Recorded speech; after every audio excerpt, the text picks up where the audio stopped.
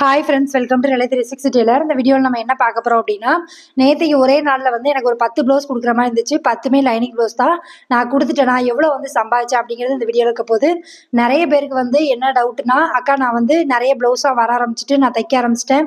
வீட்டில் இருந்து தான் தைக்கிறேன். ஆனாலுமே எனக்கு வந்து 4 ப்ளவுஸ் 5 ப்ளவுஸ் மேலே தைக்க முடியல, எனக்கு டைம் பத்த மாட்டேங்குது அப்படின்னு சொல்கிறவங்க இந்த வீடியோவை ஸ்கிப் பண்ணால் முழுசாக பாருங்கள். இதில் சொல்கிற சின்ன சின்ன விஷயங்களை ஃபாலோ பண்ணீங்க அப்படின்னாலே உங்களாலையுமே வந்து 10 ப்ளவுஸ் வரைக்கும் தைக்க முடியும். அது என்னலாம் அப்படிங்கிறத அந்த வீடியோவில் இருக்க போது. நீங்கள் இந்த சேனலை இப்போ தான் ஃபஸ்ட் டைம் பார்க்குறீங்க அப்படின்னா சப்ஸ்கிரைப் பண்ணிட்டு பாருங்கள். அந்த சேனலில் வர எல்லா வீடியோ உங்களுக்கு ரொம்ப யூஸ்ஃபுல்லாக இருக்கும். வாங்க வீடியோக்குள்ளே போகலாம். நீங்கள் இன்னும் மிஷினில் உட்காந்து தைக்க ஆரம்பிக்கல அப்படின்னா தச்சுக்கிட்டே வீடியோ பாருங்கள். அப்போ உங்களுக்குமே ஒரு ப்ளவுஸ் தைச்ச மாதிரி இருக்கும். ஒரு விஷயம் வந்து புரிஞ்சுக்கோங்க, டெய்லியுமே 10 ப்ளவுஸ் தைக்கிறேனா அப்படின்னு கேட்டால் கிடையாது. எப்போவாவது ஒரு டைம் வந்து அவசரமாக ஒரு 10 ப்ளவுஸ் தைக்கிற மாதிரி வந்துடும். நம்ம வந்து 2 பேர் கமிட்மெண்ட் கொடுத்துருப்போம். எப்போவுமே ஒரு 5 ப்ளவுஸ் 6 ப்ளவுஸ் தைக்கிற மாதிரி தான் நான் கமிட்மெண்ட் கொடுப்பேன். எமர்ஜென்சியாக இடையில வந்து ஒருத்தங்க அவசரமாக வேணும்னு கேட்கும்போது நம்ம நோன்னு சொல்ல முடியாது. அப்படிங்கிறதுனால அன்னைக்கு வந்து 10 ப்ளவுஸ் தைக்கிற மாதிரி ஆயிடுச்சு. அந்த 10 ப்ளவுஸ்க்குமே நான் என்ன பண்ணேன் அப்படின்னா, முந்தின நாள் நைட்டே வந்து எல்லாமே வந்து லைனிங் ப்ளவுஸ் தான். லைனிங் ப்ளவுஸ் அப்படிங்கும்போது இன்னுமே எனக்கு வந்து டைம் மிச்சமாகும். ஏன்னா நார்மல் ப்ளவுஸ் அப்படிங்கும்போது நம்ம வந்து கிராஸ் பீஸ்லாம் வச்சு அடிச்சு திருப்பணும். அது வந்து கொஞ்சம் லேட் ஆகும். இதே நான் வந்து எனக்கு லைனிங் ப்ளவுஸ்னா இன்னும் ஈஸி தைக்கிறதுக்கு. நான் வந்து அரை மணி நேரத்தில் ஒரு ப்ளவுஸ் முடிச்சிடலாம் அப்படிங்கிற மாதிரி பிளான் பண்ணுவேன். இதை தான் வந்து 10 ப்ளவுஸையுமே நான் கட் பண்ணி எடுத்துட்டேன். கட் பண்ணி எடுத்து அதுக்கு நூல், தேவையான நூல் எல்லாமே எடுத்து டேபிளில் வச்சுட்டு நைட்டு தூங்கிட்டேன். காலையில் நான் சீக்கிரமாக எழுந்திரிச்சு வேலையெல்லாம் முடிச்சுட்டு ஒரு 9 மணிக்கு நான் உட்கார்ற மாதிரி பார்த்துக்கிட்டேன். என் பொண்ணு 4 மணிக்கு வருவா. அதுக்குள்ளே நான் 8 ப்ளவுஸ் முடிக்கணும் அப்படிங்கிற மாதிரி பிளான் பண்ணியிருந்தேன். என் பொண்ணு வந்து ஸ்கூல் விட்டு வர்றதுக்கு இன்னும் 7 மணி நேரம் இருக்குது. நான் 9 மணிக்கு மிஷினில் உட்காந்தேன் அப்படின்னா கண்டிப்பாக என்னால் வந்து 10 ப்ளவுஸுமே தைக்க முடியும். நான் வந்து இடையில கொஞ்சம் கேப் எடுக்கணும் அப்படிங்கிறதுக்காக ஒரு 1 ஹவர் வந்து டைம் எடுத்துக்கிட்டேன். 1லேருந்து 2 மணி வரைக்கும் கொஞ்சம் ரெஸ்ட் எடுத்துட்டு அதுக்கப்புறமா திரும்ப தைச்சேன். எப்போவுமே வந்து இந்த மாதிரி ஒரு 10 ப்ளவுஸ் இருக்குது அப்படின்னா நான் என்ன பண்ணுவேன் அப்படின்னா, மேக்ஸிமமான ப்ளவுஸை வந்து பகல் பொழுதே தைக்கிற மாதிரி பிளான் பண்ணிக்கிடுவேன். பகலில் வந்து நமக்கு சுறுசுறுப்பாக இருக்கும். எனக்கு வந்து பாட்டு போட்டே தைச்சோம் அப்படின்னா கொஞ்சம் ஸ்பீடாக தைக்கிறேன் அப்படிங்கிற மாதிரி எனக்கு தோணும். அதனால நான் அந்த மாதிரி ட்ரை பண்ணேன். நீங்களுமே வந்து இப்போ உங்களுக்கு வந்து எனக்கு வந்து 4 ப்ளவுஸ் தைக்க முடியுதுக்கா, ஒரு 6 ப்ளவுஸ் 7 ப்ளவுஸ் தைக்கணும்னு நினைக்கிறேன், முடிய மாட்டேங்குது, டைம் வந்து செட் ஆக மாட்டேங்குது அப்படின்னு சொல்கிறவங்க ப்ளவுஸ் எல்லாமே கட் பண்ணி நீங்கள் அப்பப்போ தைக்கிறீங்களா அப்படிங்கிறத பாருங்கள். ஏன்னா அப்பப்போ கட் பண்ணி தைச்சோம் அப்படின்னா நம்ம கண்டிப்பாக லேட்டாக தான் செய்யும். முன்னாடியே நம்ம வந்து கட் பண்ணி முந்தின நாளே எடுத்துட்டோம் அப்படின்னா கொஞ்சம் ஈஸியாக இருக்கும். இன்னொன்று, காலையில் கொஞ்சம் சீக்கிரமாக மிஷினில் உட்கார மாதிரி பார்த்துக்கோங்க. உங்ககிட்ட மோட்டர் மிஷின் இருக்கு, ஸ்பீடாக வந்து தைக்க முடியும். நார்மல் மிஷினுமே வந்து என்ன கேட்டால் ஒரு ப்ளவுஸை வந்து 40 நிமிஷத்தில் தைக்க முடியும். நானுமே வந்து நார்மல் மிஷின்லையும் தைச்சிருக்கேன். இப்போ தான் வந்து நான் பவர் மிஷின் வச்சுருக்கேன் ஒரு 3-4 வருஷமாக. மற்றபடிக்கு அதுக்கு முன்னாடி நான் பெடலில் மிதிக்கும் போதுமே நான் வந்து பெடலில் மோட்ரு வந்து ஃபிட் பண்ணல. அதுலேயுமே வந்து நான் 40 நிமிஷத்தில் ஒரு ப்ளவுஸை தைச்சி முடிச்சிருவேன். நம்ம வந்து எப்போவுமே ஒரு டைமிங் வந்து செட் பண்ணி வச்சுட்டு நீங்கள் தைக்க உட்காருங்க. நான் இந்த டைமுக்குள்ளே இத்தனை ப்ளவுஸ் தைக்கணும் அப்படிங்கிறது. நான் வந்து என்ன சொல்கிறேன் அப்படின்னா, ஒரு 9:30 இல்லை 9 மணிக்கு நான் உட்காரேன் அப்படின்னா நீங்கள் ஒரு 10 மணிக்கு உட்காந்தா கூட 1 மணிக்குள்ளே நான் ஒரு 5 ப்ளவுஸ் தைக்கணும் இல்லை 4 ப்ளவுஸ் தைக்கணும் அப்படிங்கிற மாதிரி டார்கெட் பண்ணிட்டு உட்காருங்க. அப்போ வந்து நீங்கள் ஃபாஸ்ட்டாக தைக்க ஆரம்பிப்பீங்க. இன்னொன்று என்ன அப்படின்னா, நான் இந்த மாதிரி வந்து எனக்கு ஒரு 10 ப்ளவுஸ் இருக்குது அப்படின்னா நான் என்ன பிளான் பண்ணிக்கிட்டேன்னா, காலையில் சாப்பாடு, மதியம் எல்லாமே சேர்த்து இப்போ ரெடி பண்ணிவிட்டு துணி துவைக்கிறது, குளிக்கிறது எல்லா வேலையுமே முடிச்சிருவேன். முடிச்சுட்டு ஃப்ரெஷ்ஷாக தான் மிஷினில் உட்கார மாதிரி பார்த்துக்கிடுவேன். அப்போ வந்து என் பொண்ணு வீட்டுக்கு வர்ற வரைக்கும் எனக்கு எந்த வேலையுமே இருக்காது. நான் சாப்பிட்ட பாத்திரத்தெல்லாம் கழுவி வைக்கிறது அதெல்லாம் வந்து உடனே பண்ணிடுவேன்.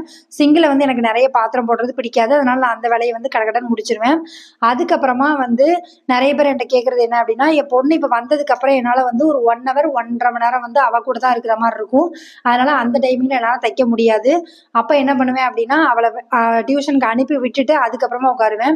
அப்போ மீதி வந்து எனக்கு 2 ப்ளவுஸ் தான் இருந்துச்சு. நான் 8 ப்ளவுஸுமே முடிச்சிட்டேன். 3 மணிக்கு நான் முடிச்சிட்டேன். ஒரு 1 மணி நேரம் ரெஸ்ட் இருந்துச்சு. அந்த 1 மணி நேரம் ரெஸ்ட் எடுத்துட்டு என் பொண்ணை கூட போயிட்டு வந்து திரும்ப 2 ப்ளவுஸ் தான் இருக்குது. நம்ம 6 மணிக்கு உட்காந்தா கூட ஒரு 7 மணி 7:30க்குள்ளே நான் முடிச்சிடலாம் அப்படிங்கிற மாதிரி பிளான் பண்ணிக்கிட்டேன். இந்த மாதிரி தான் வந்து நான் 10 ப்ளவுஸ் இருக்குது அப்படின்னா நான் முதல்லே வந்து ப்ரீ பிளானடாக இருப்பேன். அப்புறம் தான் நமக்கு வந்து இந்த ப்ளவுஸ் எல்லாம் முடிக்க முடியும். இன்னொன்று, நான் முடிச்சிருவேன் அப்படிங்கிற நம்பிக்கை எனக்கு இருக்கிறதுனால மட்டும்தான் என்னால் முடியும்.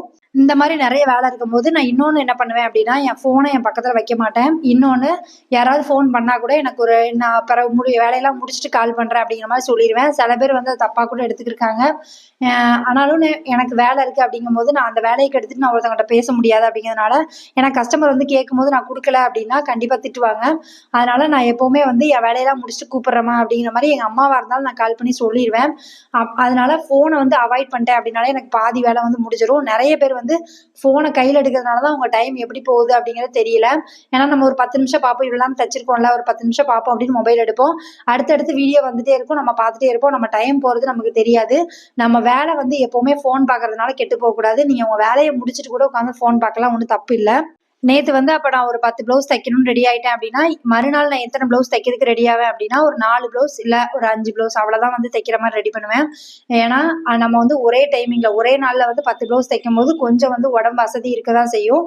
அதனால மறுநாள் வந்து நான் ஸ்டார்ட் பண்றதே ஒரு 11:30 12 மணி அந்த மாதிரி டயத்துல தான் வந்து ப்ளவுஸ் தைக்கவே ஆரம்பிப்பேன். இந்த மாதிரி பண்றதுனால தான் எனக்கு வந்து அந்த பேக் பெயின் இது எதுவுமே தெரியல. எப்பவுமே வந்து நம்ம உழைக்கிறதுக்கு எவ்வளோ தயாரா இருக்கோமோ அதே மாதிரி ரெஸ்ட் எடுக்கிற டைமும் நம்ம தான் வந்து எடுத்துக்கணும்.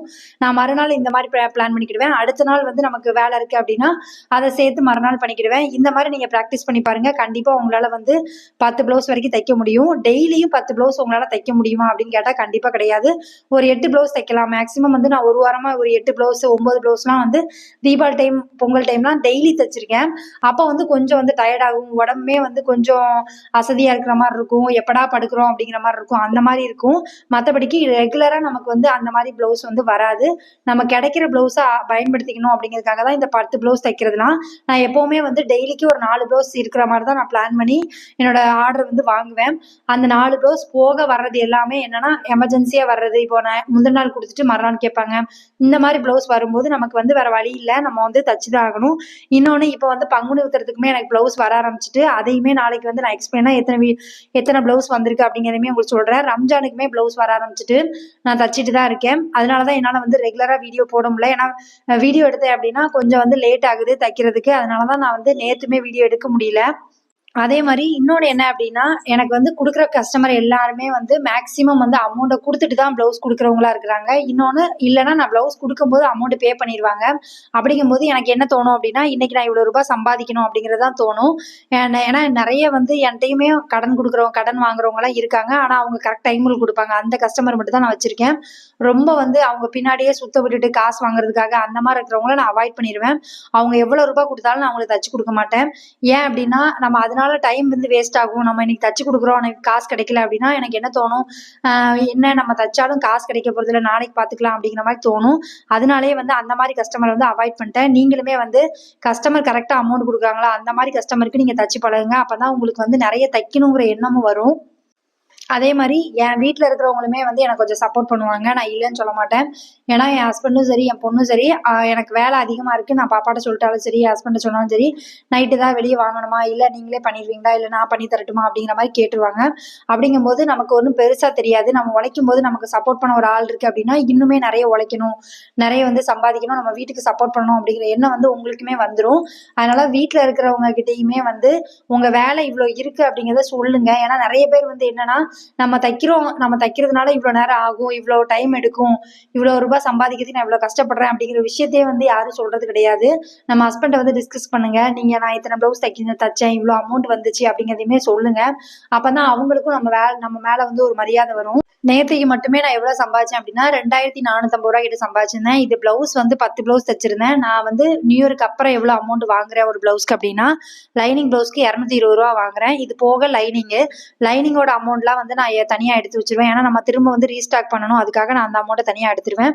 அதே மாதிரி நமக்கு வந்து சாரீ ஃபால்ஸ் அடிக்கிறது, சாரீ முந்தி அடிக்கிறது இதெல்லாம் கூட வந்துருந்துச்சு. எல்லாம் சேர்த்து தான் 2450 ரூபா கிட்ட வந்துருந்துச்சு.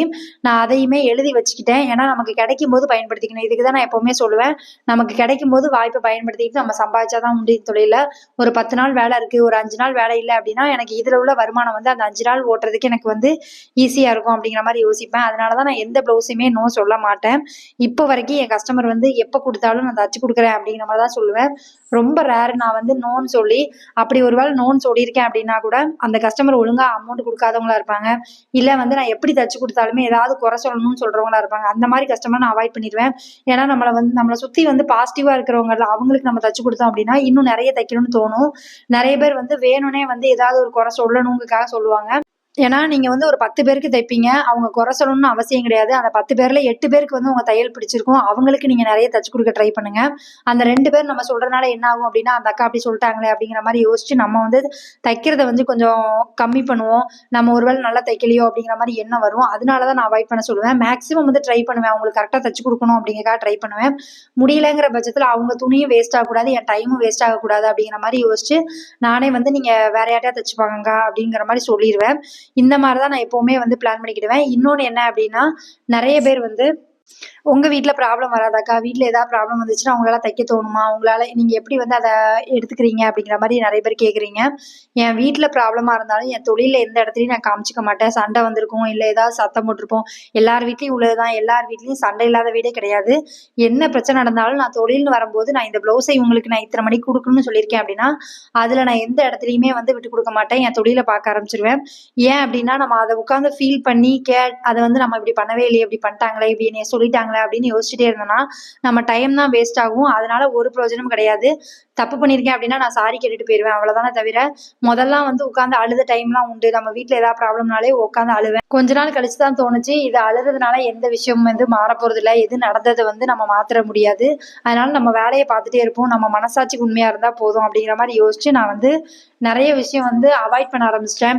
நெறைய வந்து நமக்கு வீட்ல ப்ராப்ளம் வருது அப்படின்னா, மேக்ஸிமம் என்ன பொறுத்தவரைக்கும் ஹஸ்பண்ட் அண்ட் ஒய்ஃப்குள்ள சண்டை வருது அப்படின்னா, அது 3வது மனுஷங்களா தான் இருக்கும். அதனால அந்த 3வது மனுஷங்கள வீட்டுக்குள்ள விடாத வரைக்கும் உங்களுக்கு எந்த ப்ராப்ளமுமே வராது. அடுத்தது என்ன பிரச்சனை வரும் அப்படின்னா, காசுல பிரச்சனை வரும். நம்மளும் சம்பாதிச்சு சப்போர்ட் பண்றோம் அப்படின்னா, நம்ம ஹஸ்பண்டுக்கும் நமக்கு சப்போர்ட் சப்போர்ட் பண்றாங்க அப்படிங்கிற எண்ணமும் வரும். சண்டை வர்றதுக்கு வாய்ப்பு இல்லாம இருக்கும். அதனால தான் நான் வந்து எப்பவுமே சொல்லுவேன், உங்க காசுல நீங்க வந்து சம்பாதிங்க. உங்களால முடிஞ்ச அளவுக்கு சம்பாதிங்க. டெய்லி வந்து ஒரு ரூ. 500 சம்பாதிக்க ட்ரை பண்ணுங்க. ஏன்னா உங்களுக்கு ஒரு நல்ல தொழில் தெரியுது. அந்த தொழில வந்து நெறைய வந்து சம்பாதிக்கணும்னு நெனைங்க. உங்க வீட்ட சப்போர்ட் பண்ணுங்க.